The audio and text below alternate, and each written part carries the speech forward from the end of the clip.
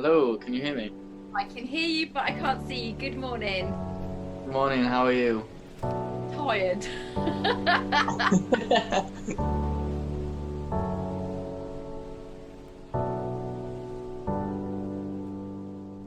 Hello and welcome to another Let's Talk. I'm joined by Counsellor Who Cares, the wonderful Becky Stone. Hi Becky, how are you doing? Thank you for having me on today. You're very welcome, thank you for coming on. So Becky, tell us a little bit about yourself. I'm a qualified counsellor who is a supervisor as well. I've been doing counselling for about 9 years now, and I originally started off doing some voluntary work in a local agency called CCS. And that worked with a huge wide range of mental health issues, which the benefit from that was I was able to work short and long term with a lot of my clients. So I didn't know who was walking through the door, and each referral I got was just really about connecting and getting to know that person and helping them move forward. And at the time I was working in mother care and I was working part-time. I was a single mum and I wanted a bit more out of my career and I wanted to push through. So one day I saw a job advert and it was for a multi-agency working in schools, which was by Kent County Council. So I decided to apply, didn't know whether I'd get it. It was very much like, I want this job, I'm going to go and get it. So what happened was I sent all the paperwork off and they called me in for an interview. And they literally said to me, "We're really impressed with your interview, but you haven't got the job." And inside me, I was like, no, I'm desperate. I really want this job. They said, "I'm really impressed with you. Really, you're doing really well." And then they said, they went really quiet, "But we've got another position for you." And I was like, I'm sitting in Audi's car park at the time. And they then turned around and said, "We've got a full-time counselling job working in a local area, which is about half an hour from me. Would you like the job?" And I was like, wow, yes, I'd love it. And I think that's where I started and I began. So I then worked with adults and children. So I kept my voluntary work going. And then I started working in schools. And the schools that I worked in were so many different backgrounds. The kids were amazing and I learned so much. Out of that, I knew that my job was only going to be for roughly about 3 years there. So I then decided to set up private practice, which has been an absolute success. So I work from home and I work on Zoom at the moment due to what's going on with COVID. I've also created walking talking therapy, so I can keep people who I'm working with locally, I can keep that lovely connection. And then the people who are living further away, I can do Zoom with them. So I'm able to work long term and short term with a lot of my clients. And it works really well. And I have a little bit of a saying, I'm a little bit like Nanny McPhee. When you need me, I am here. And when I'm not, then we work towards a really healthy ending. Because something just out of my experience is, especially, I used to work in the NHS doing IAP work, and it was short-term work. It was 6 sessions, and the people who were coming through had a greater need. And those 6 sessions, I didn't have a magic wand. I didn't have enough time to work with them. And that's where Nanny McPhee's come from, because I believe that when you walk in the room, therapy isn't a quick fix. It's something you invest into. And to do longer term therapy gives you better quality results and better recovery than if I did short term therapy. It's not saying it's not good, but what happens is it's more of a plaster. And you'll find that you're good in those 6 weeks and then you come back out and it's like, oh, I need a bit more. Where 9 times out of 10, I work with my clients longer term, and actually when they leave me, they're in a really good space and you can feel that they don't need me as well. And that's where my journey has sort of come from. And that's been about over a period of 9 years. So I've got a lot of experience, a lot of hours under my belt. And that's, I think 2 years ago, that's where I did my supervision course, because I had a lot of experience, a lot of knowledge, and then I was able to help other counsellors as well build their practice and give them some of my knowledge and experience and help them move forward at the same time. That's brilliant. So what made you initially start this journey and go into counselling and go into therapy and that? As with a lot of therapists, we all are natural born rescuers. And when I was growing up, I've come from a nuclear family. So I don't come from I call it the cornflake family. So I don't come from mum and dad that are living at home, both together with two children. My childhood was just different and it was complicated. And I had to grow up very quickly.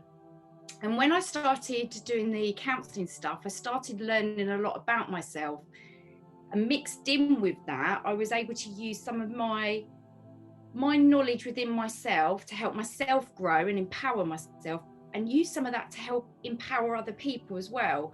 So even though like sometimes some of my clients come to me, doesn't mean that I know all their answers and I know exactly how they're feeling, because I'm not in their shoes.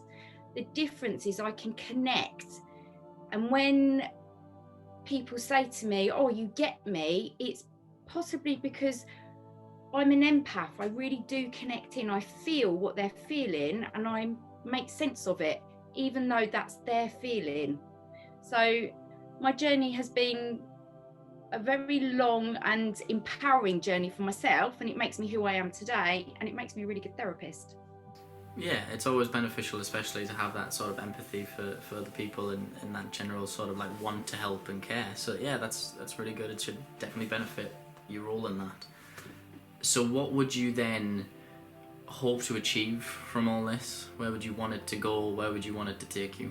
For the time being, I'm really happy working privately because I'm able to work longer term with a lot of my clients, which makes a big difference. For me, possibly growing a bigger practice and then having more counsellors underneath me, being able to grow more supervisees, and not grow, it's not the right word, but be able to help and, well, grow might be the right word actually, being able to help support them and grow with them and with their clients. Also, it's about being able to support my clients. So it's making sure that they have easier access into getting therapy and promoting mental health, which is the biggest bit, because I still believe there's a bit of a stigma when you come into therapy, and it's breaking that down. I think that is the key bit for me. If I can make a small difference in somebody's life or a really big difference, then I've given a little bit of me for them to take away and use in a different direction. I find that as well, like as much as everyone nowadays sort of openly talks about mental health and talks a lot more about the positive sort of acceptance of it, I still think there is that sort of stigma where it is put down, maybe not by the wider group. I feel like if people did come out and openly say like, I've got this issue, I need help, people would probably help them, but I think internally in themselves they still put themselves down. It's that internal stigma, and I think it's sort of to help people break that down and learn that it's like either a part of who you are, and to manage to sort of live with it in sort of a very harmonistic kind of way. I've recently just came out of therapy myself. I had bereavement counsellor after my granddad passed away, and we dug up a lot of sort of issues from the past and stuff. And I was diagnosed with dissociative identity disorder. So for ages, and probably for the past few years, I've been really struggling with it all, and sort of I've kept it to one side and just ignored it.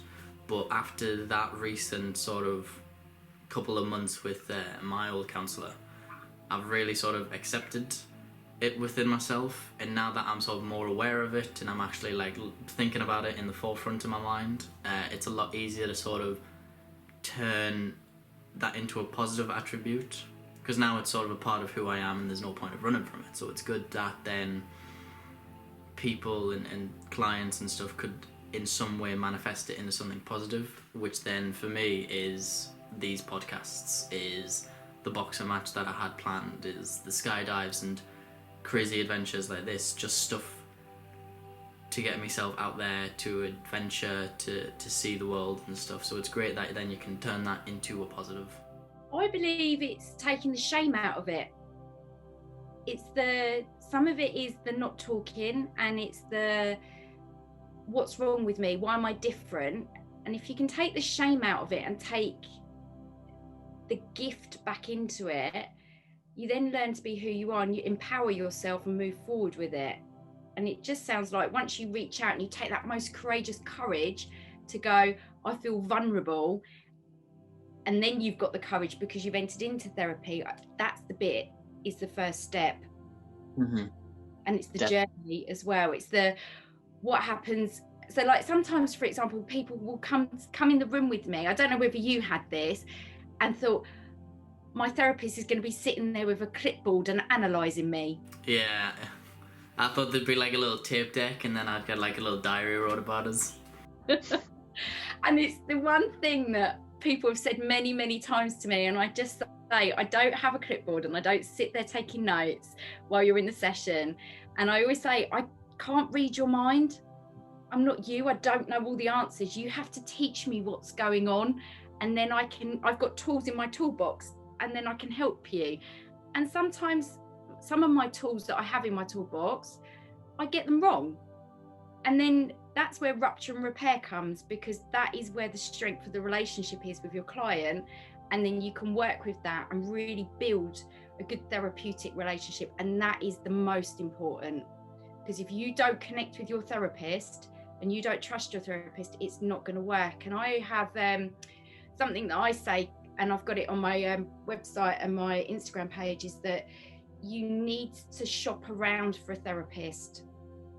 So it's making sure somebody is qualified, and it's also making sure that you shop around and listen to your gut feeling. It's not, oh, I'll just go with this therapist because she looks good or he looks good. It's making sure that you relate to them, and that is where you're going to get the best part of the relationship and therapy from. No, I didn't think. I've been thinking of that recently myself, but yeah, I've never managed to put it into words. Because the first ever time, probably when I was like 15 or something, so many, many years ago, the first time I had a therapist, very beneficial, was a lovely woman in that, and really helped us with when all of my sort of issues started. I left her for a couple of months, and I had a relapse, so I went back to her. That second time, I didn't feel at all that it was beneficial. For the first part, it was great, but then she wasn't what I needed for the second part. And I told her after a few weeks, I was like, look, I don't think this could work. There's no point of us talking about it because I know what's wrong and I know what I need to do. It's just I need to do it. So I left. But then that third counsellor, the recent one, she was different to the first one, and then just sort of it snapped. She was then what I needed at that moment. So I got more from her that I would have went if I went back to my original counsellor and stuff. And then it was fun as well because I've never known of a therapist. Like the first one was very professional and very like businessy. The second one, of course, because you've got to sort of do it in COVID and that, we're just in like sweatpants and like a crummy hoodie. So then to just be able to just lounge around and then even hear us swear, I was like, whoa, this is very unprofessional. I like this. We're gonna have some fun. And it was always quite a laugh and an enjoyable session. She sounds like she was real. She was real with you. Yeah, she was really down to earth in that. Like she'd insult us as well at points if I did something ridiculous or stupid. And so it was nice to sort of have that sort of almost friendly, banterous sort of relationship, but really then helped be comfortable. Because of course I hate phone calls. It's the biggest fear of mine for some reason. Is phone calls, and then it makes it worse when you've got family who's in the next room or downstairs and stuff, and you're trying to have an online counselling session. So then to have that comfort with the therapist is very beneficial and helps a lot.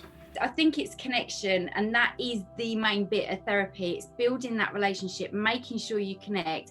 You had a bit of banter with your therapist, and it's making sure that you get the best out of it. It's the benefit that you get, because to be a therapist myself, I've had to go through my own therapy, and I've had therapists that really have got me, and I've also had a therapist who didn't get me, and that's the bit where I had to then step back and go, okay, she really doesn't understand me, and maybe I'd outgrown her or something was going on for her. There's lots of different things that happen, and at that moment, I empowered myself and went, actually, I need to come out of this relationship with you I took a 6-month step back and really reflected and grew from what had happened.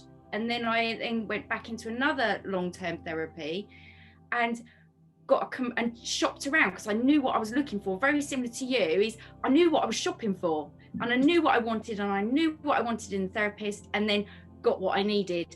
And without that journey, I wouldn't be so self-aware as I am. And I think it's being able to look at what your needs are, not what everybody else's needs are. It's more important about what you need. It's like going shopping for a pair of shoes. One pair of shoes don't fit you. You can go into Primark and you think, oh, they're all right. You could go into, I don't know, Phoenix, and you've seen the most beautiful pair of shoes, and they're so expensive, but they still don't fit. And then you could go into H&M, put these shoes on and go, got it, they're perfect. It's very similar with therapy. I love the analogy. That is amazing. Does the shoe fit? There we go. And it is that. It's making sure that you've got the right therapist for you. So what then sort of feedback have you sort of received from what you do for your past 9 years of experience, and especially now recently with lockdown and stuff? The feedback that I've had, a lot of my young people that I used to work with in schools, I was in schools for about 3.5 to 4 years, and to connect with teenagers is actually really, really hard, and also you get so much reward from them because they're so honest and so blunt. And I believe that's where a lot of my learnings come from, because if a teenager doesn't like you, they tell you they don't like you. Or if it's not working, you can tell it's not working on their face. And I think that's where a lot of my learning has come from. A lot of my clients like me because I'm real, I'm very down to earth. I'm now 40, and at the time when I first started my journey, I was 32. So a lot of people liked me because I was a younger therapist, which also could be a disadvantage to me, because people thought that I didn't have life experience, or I didn't know enough. Once that people got to know me, they realised that I actually had a lot of knowledge, a lot of experience, and I could adapt. A lot of feedback that I have from clients is that I don't sit there in really professional suits, and I'm not sort of unapproachable. I'm very warm, I'm very caring, I'm very friendly. I won't sit there in silence, and I will engage in with you and make you feel comfortable and welcome as much as I can do. The feedback that I've had has been, I had a few months ago, I had a young man I'd worked with for a long time, and I'm at home pottering around on my day off, and I got an email come through, and he just said, I know that some of what we've worked through, you might have felt that we weren't getting anywhere. He said, but everything that we've done together has made such a difference, and I'm now working, I'm at university, I'm doing really, really well. And I literally just stood there and just burst into tears, and I was like, wow, they are the moments of why I do my job. I don't realise sometimes how much of an impact I have on people. That feedback to me was just pure humbleness. There was another lady that I was working with, hadn't seen for years and years. I'm in Primark with my daughter. We're messing around on the escalators. I've come down out of Primark. We're messing around on my day off. And there was a young lady come flying up to me, put her arms around me.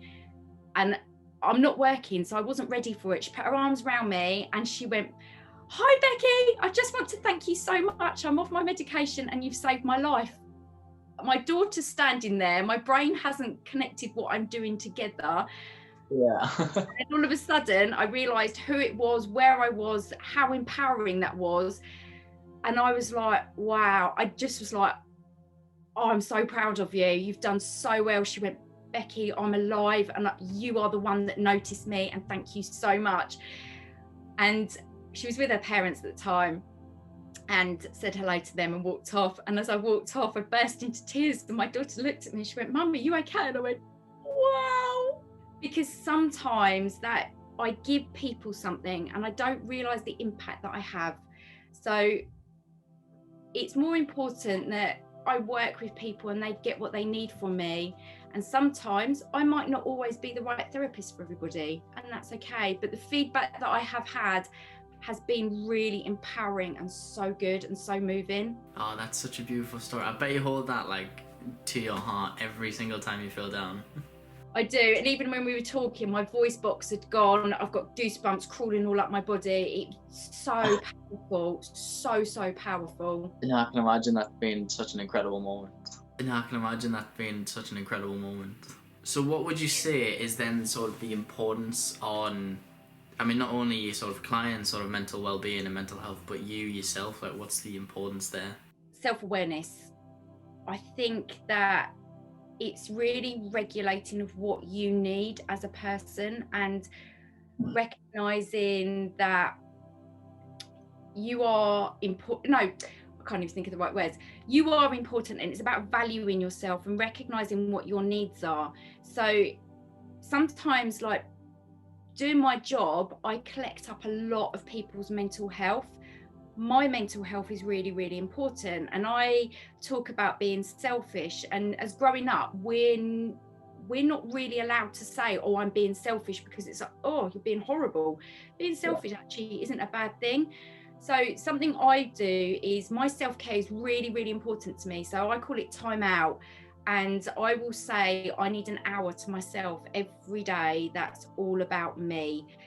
And I would say checking in with your mental health, making sure that you're giving yourself time, valuing yourself and putting yourself first.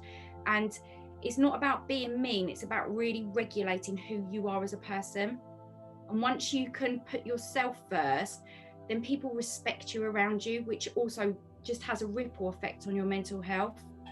So how would you then promote that in your time out? What do? Do you sort of go on runs, read books, or just like have a bubble bath?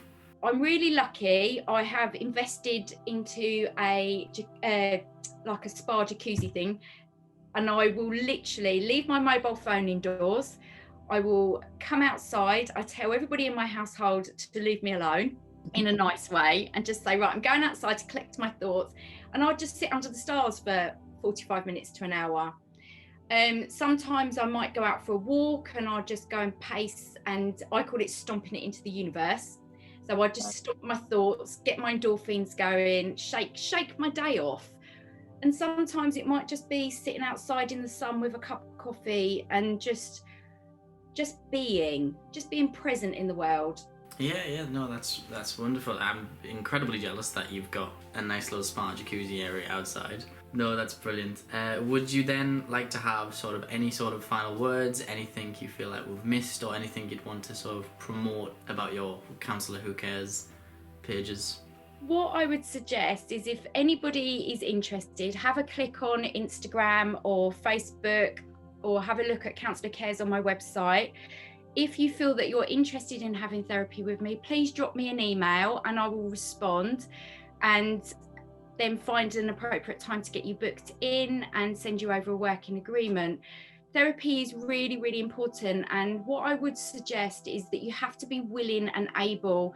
It's not coming into therapy because your mum or your dad or your partner has said. It's got to be something you want to invest into, something you're willing to put time and effort and energy into change, and just value you as a person, and your mental health is really important. Brilliant. Thank you very much for coming on the show and having a very lovely talk. It's been probably a very beneficial episode, and I think this is an incredible topic sort of to talk about, a lot more detail than anything I've done before. So thank you very much, Becky.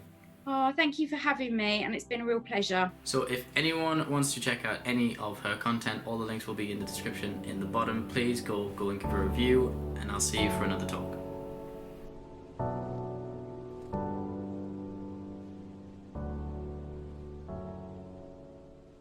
See you later. Bye.